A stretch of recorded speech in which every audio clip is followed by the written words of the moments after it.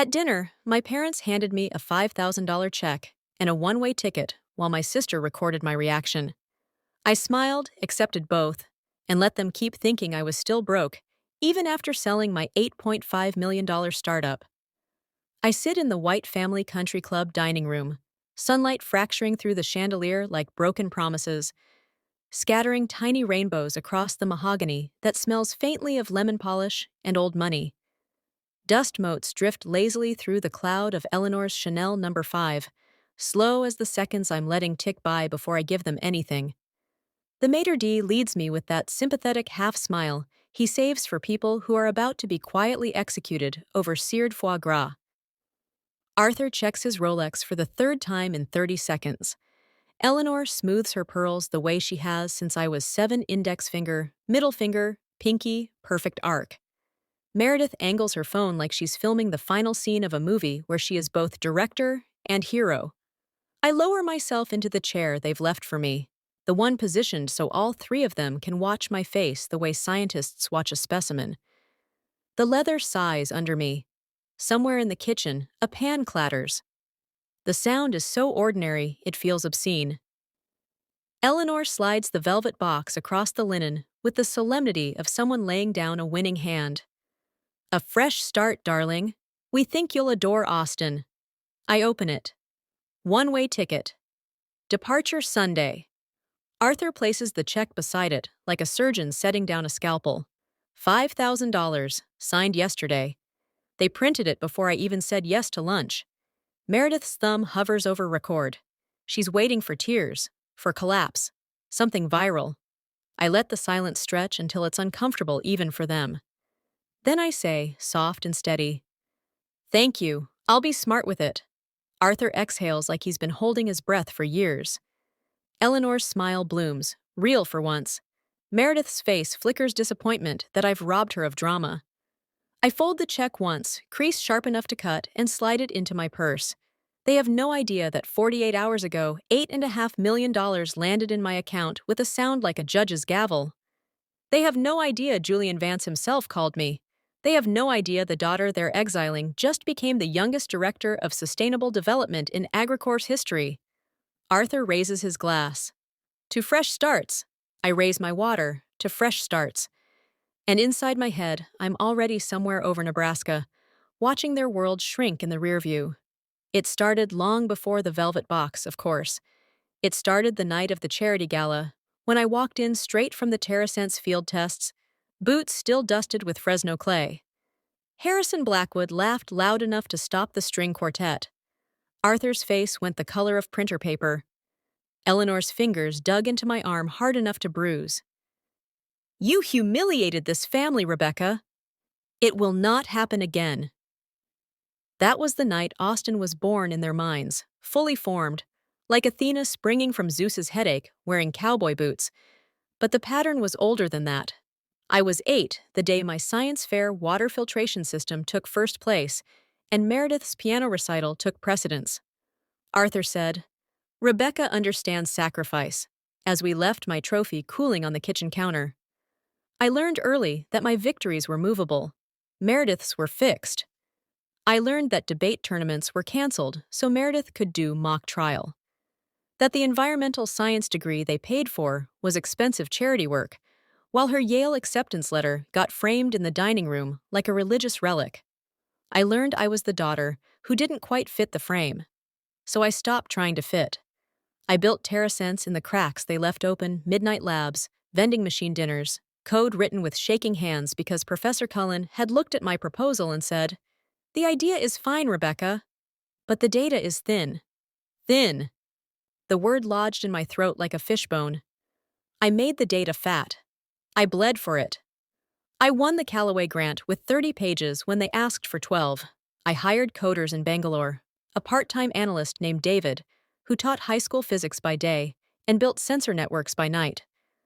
I watched my algorithm drown a farmer Alvarez's crop in over-irrigation, and I did not sleep for 3 weeks until I found the single corrupted line that had murdered his tomatoes.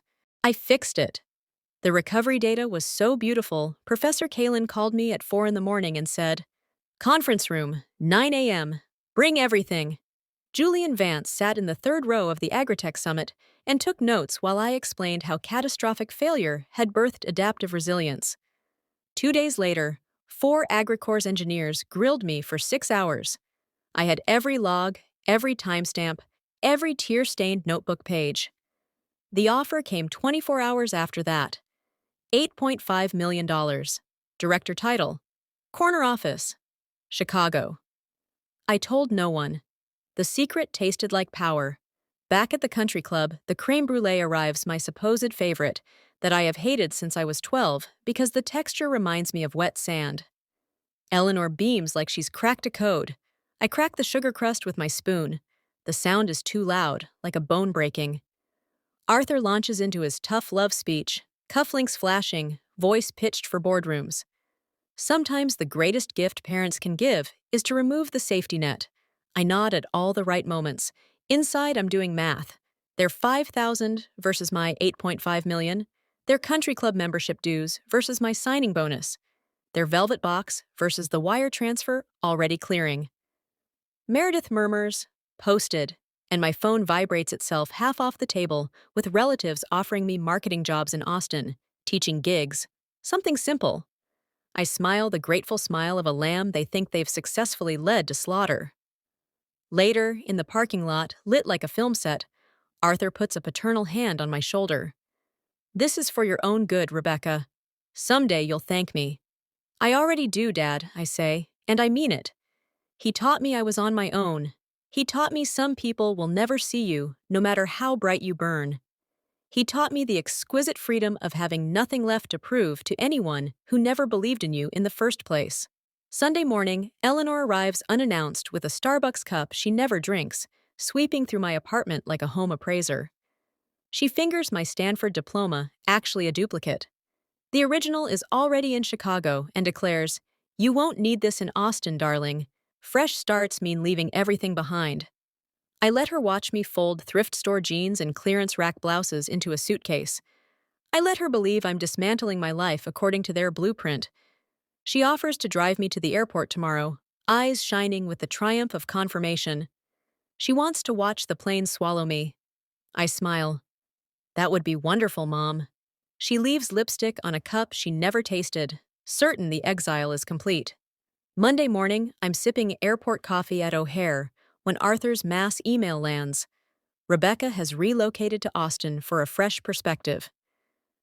Eleanor posts a cropped family photo from Meredith's graduation. I'm simply gone, airbrushed out of existence. Meredith films my empty parking space. When siblings choose different paths, at 9 a.m. Eastern, the Forbes article detonates. By the time we're over Indiana, my phone is convulsing. Professor Callan, "Don't let anyone dim this light." Marcus Chen, "Chicago's lucky to have you." Julian Vance's assistant, "Apartment keys ready, Lake Michigan view." The family WhatsApp becomes a crime scene of backpedaling aunts and stunned cousins. Harrison Blackwood calls Arthur personally. "Why didn't you mention Rebecca's company?" I would have invested. I land in Chicago while their carefully curated narrative burns to the ground behind me. 2 weeks later, their lawyer's letter arrives demanding 30% of TerraSense because the $5,000 check was seed funding. I read it twice, throat raw with laughter that isn't funny at all. I deposit the check. Memo line still visible. Fresh Start Fund. I screenshot the confirmation. I email their counsel, CCing Arthur, Eleanor, and Meredith. "Thank you for finalizing payment. All future correspondence through my attorneys." 3 red receipts appear almost instantly. Then silence, vast and shimmering as Lake Michigan at dawn. 6 months later, the framed $5,000 check hangs in my powder room. Guests ask. I tell them it's a reminder that sometimes the best investment anyone ever made in me was the one that bought my freedom. Tonight at the AgriCorps holiday party, Harrison Blackwood shakes my hand and says my summit presentation was remarkable. He doesn't remember calling me garden staff. I don't remind him. The past is a country I no longer need a visa for. Christmas Eve snow tries and fails to stick to the Chicago streets. 47 missed calls from numbers I've archived but not deleted. I listened to one voicemail, Eleanor crying real tears for the first time in my memory. I archive it without replying. My chosen family arrives at 7. Professor Colleen with good wine, Julian with board meeting gossip, young engineers carrying lasagna and laughter. No one asks where my blood family is. No one needs to. Later, washing dishes, I catch my reflection superimposed over the dark lake. Same face they cropped out of photographs, same person they measured and found wanting. Still here. Still building, still growing. Thank you for the seed money.